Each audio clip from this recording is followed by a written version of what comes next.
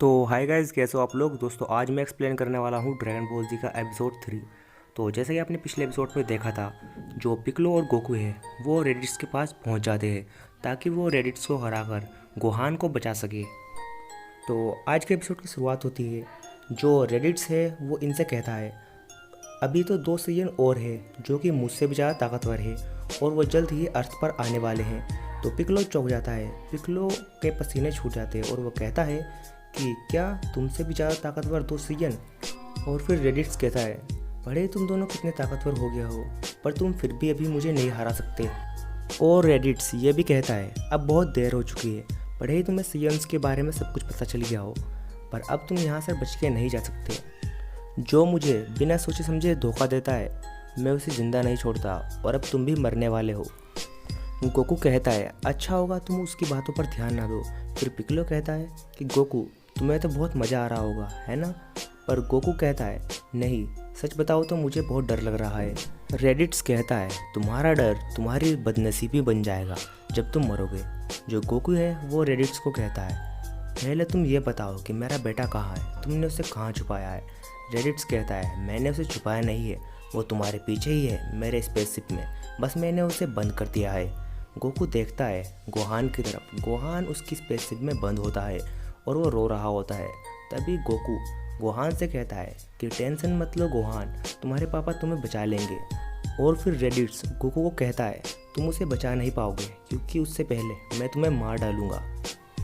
और तभी पिक्लो रेडिट्स से कहता है कि हमें कमज़ोर मत समझो। और बस ये कहते ही गोकू और पिक्लो दोनों ही रेडिट्स पर हमला कर देते हैं। गोकू और पिकोलो दोनों ही रेडिट्स पर बहुत तेज़ी के साथ हमला कर रहे होते हैं, पर जो रेडिट्स है उनके सारे हमलों से बच जाता है क्योंकि रेडिट्स बहुत ही ज़्यादा फास्ट होता है। गोकू और वेजिटा जैसे ही दोनों मिलकर रेडिट्स को पंच मारने की कोशिश करते हैं, वैसे ही रेडिट्स टेलीपोर्ट होकर उन दोनों के पीछे आ जाता है और उन दोनों को किक मार देता है। वो दोनों बहुत दूर जाकर गिरते हैं, पर गोकू और पिक्लो फिर भी हार नहीं मानते और रेडिट्स के साथ लड़ते रहते हैं।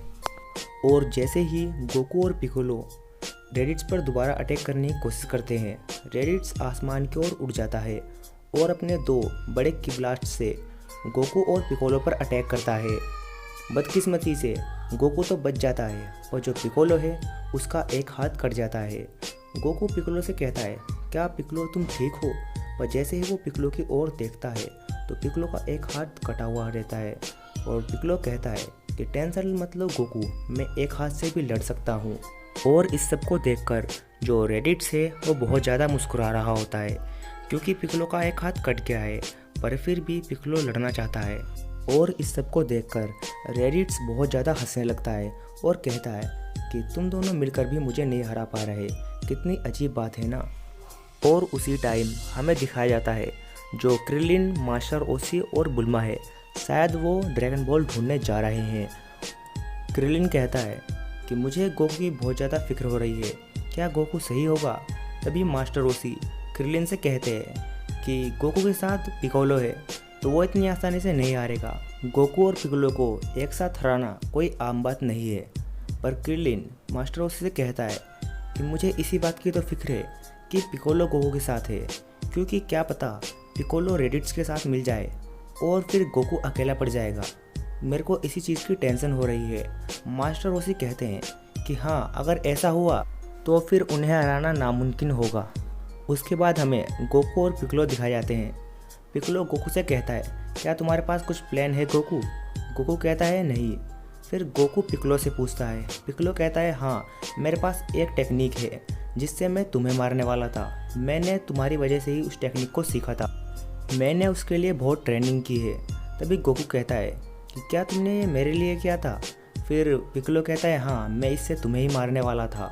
और पिक्लो ये भी कहता है, जब मैं रेडिट्स को मार दूंगा उसके बाद तुम्हारी बारी है गोकू।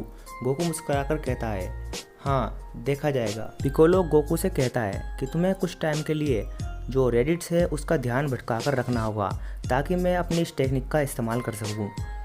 तो फिर जो गोकू होता है वो रेडिट्स से फाइट करने लग जाता है। गोकू बहुत ज़्यादा फाइट कर रहा होता है रेडिट्स से, पर गोकू बार बार पिटता रहता है क्योंकि रेडिट्स बहुत ही ज़्यादा पावरफुल है।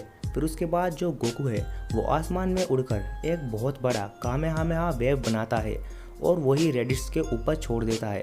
रेडिट्स देखता है कि उसका पावर लेवल बहुत ज़्यादा बढ़ता जा रहा है और दूसरी तरफ रेडिट्स पिक्लो को भी देखता है, उसका भी पावर लेवल बहुत ज़्यादा बढ़ता जा रहा है क्योंकि जो गोकू है वो कामेहामेहा बना रहा है और जो पिक्लो है वो भी अपनी एक टेक्निक बना रहा है जिससे वो मतलब रेडिट्स को मार सके। गोकू अपने कामेहामेहा वेव से रेडिट्स पर अटैक करता है पर जो रेडिट्स है वो किसी तरह से बचने की कोशिश करता है बट गोकू उसका डायरेक्शन चेंज कर देता है, मतलब कि अपने कामेहामेहा का, और उसको मतलब हिट कर ही देता है। पर जो रेडिट्स है वो अपने दोनों हाथों से कामेहामेहा को रोक लेता है और उसके बाद मतलब गोकू चौंक जाता है कि जो रेडिट्स है उसने अपने हाथों से कामेहामेहा को रोक लिया है। उसके बाद जो रेडिट्स है वो अपना एक बहुत ही बड़ा अटैक गोकू की तरफ मारता है पर गोकू उससे बच नहीं पाता और गोकू जख्मी होकर ज़मीन पर गिर जाता है।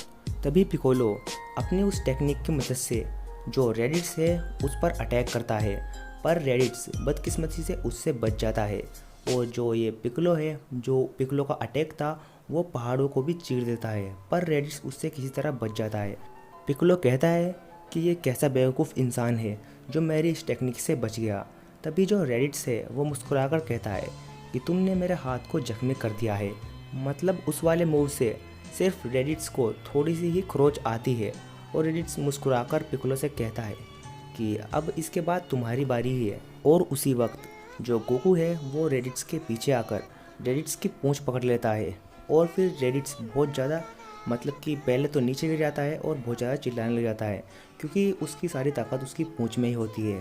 तो जो गोकू है वो रेडिट्स की पूंछ को मतलब दबाता है और जो रेडिट्स है वो गोकू को इमोशनल करने की कोशिश करता है। वो कहता है कि मेरे भाई मुझे छोड़ दो, क्या तुम अपने बड़े भाई को मारोगे? और वो कहता है कि मैं सारे बुरे काम छोड़ दूंगा, मैं इस प्लेनेट को तबाह नहीं करूंगा, मुझे माफ़ कर दो, मैंने तुम्हारे साथ बहुत बुरा बर्ताव किया है, प्लीज़ मुझे माफ़ कर दो।